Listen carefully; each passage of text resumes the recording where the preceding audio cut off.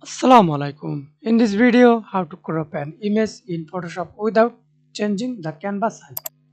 Okay, let's begin. Go to File, Open, and open any image. First of all, unlock to this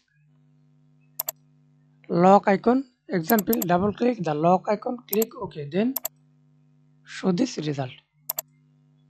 Then select your crop rectangular marquee tool, elliptical marquee tool, or use custom shape crop as you wish. Example, use rectangular marquee tool, then select area,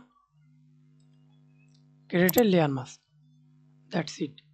Thanks for watching video. Please subscribe to my channel, like, comment, share. Hold shape resize.